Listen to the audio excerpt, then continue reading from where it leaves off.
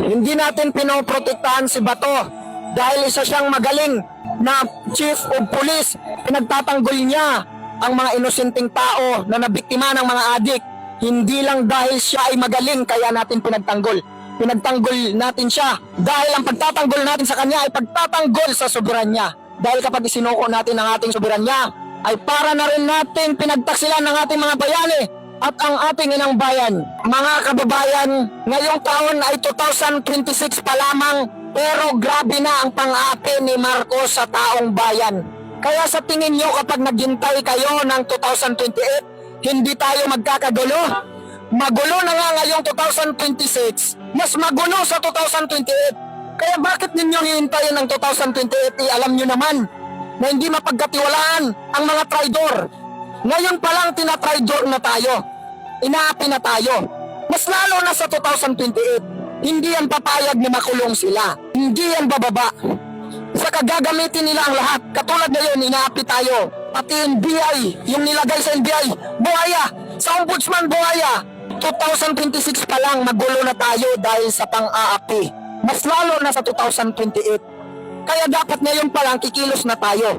Dahil kapag kumilos tayo ngayong 2026, payapa na tayo sa 2028. Hindi na tayo magkakagulo sa 2028. Kaya wag natin hintayin ng 2028 para magkagulo. Ngayon pa lang. Tapusin na natin to. Tapusin ang laban. Maraming nagsasabi na sayang yung September 21 rally dahil hindi nagkasabay, hindi nagkaisa. Nananawagan ako sa lahat ng grupo, lalo na sa One Piece. Gagawa tayo ng part 2, pero sisiguraduhin natin na magkaisa na tayo at sabay-sabay tayo. Hindi tayo kikilos ng alanganin. Abutin muna natin yung tamang numbers bago tayo kikilos at mag-proceed sa plan B. Update tayo mga kababayan, so kung usapang people powers, meron na po tayong powers. Nakikita nyo naman ang pwersa ng ating mga kababayan. Galit na galit sila kagabi dito sa labas ng Senate. Pinupukpok nila lahat ng sasakyan na dumadaan dito sa sobrang galit nila. Kaya meron na po tayong powers or pwersa. Ang kulang na lang natin ay numbers. At yan ang hinihintay namin sa inyo.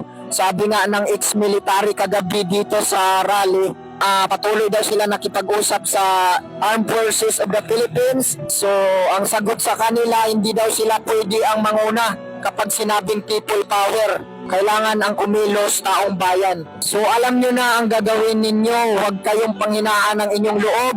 Iligtas natin ang Pilipinas. So May 12 ngayon ng umaga, hindi kami umuwi. Dito kami natulog sa kalsada. Umuwi yung iba pero babalik sila para mag-ipon ulit tayo ng maraming pwersa. Hindi lang to laban sa pagtataksil sa soberanya, kundi laban din ito sa korupsyon at kasinungalingan. Hindi tayo papayag na dakpin si Bato. Batas ng Pilipinas ang susundin natin, hindi ang batas ng banyaga. Kung may kasalanan man, dito litisin sa bayang Pilipinas. Bilang Pilipino, lumaban tayo. Ipakita natin ang ating pusong nag-aalab para sa pag-ibig sa inang bayan. At makikita ninyo dito sa labas ng Senate, ito ang kanyang view. Makikita ninyo sa gitna ng highway, may mga punong kahoy dito. Kapag nakikita ko ang ganitong view, parang naalala ko yung Nepal. Gantong-ganto talaga yung view, katulad ng Nepal. Parang naalala ko na yung nagsasalubong ang dalawang persa galing sa kabila saka sa likuran, kaya walang magawa ang nakaharang. Huwag kayo panghinaan ng loob mga kababayan. Mangyayari ang dapat mangyayari dahil wala nang silbi ang gobyernong ito. Puro pagtataksil at pagnanakaw ang ginagawa sa atin. Meron na tayong persa, pagkakaisa na lang at pamasahe. Saka hindi naman natin kailangan ng pamasahe. Mag-usap-usap lang kayo dyan mga grupo ng One Piece. Mag-usap-usap kayo dyan bawat lugar. Sabay-sabay kayo lumabas para hindi kayo maboring.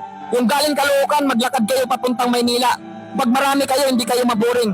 Saka bawat madadaanan nyo, sasabayan sa inyo. Kaya mag-marcha kayo. Ang galing sa Novaliches, mag-marcha na kayo papuntang Maynila. Huwag na kayong sumakay kung wala kayong pamasahe. Napakasarap kapag ipagtanggol ang inang bayan kahit gaano pa ito kahirap. Iwagay-way ninyo ang bandila kahit gaano pa yan kalayo. Sa bawat lakad ninyo, merong sasabay sa inyo. Tuloy ang laban mga kababayan. Malapit na ang pagkakaisa.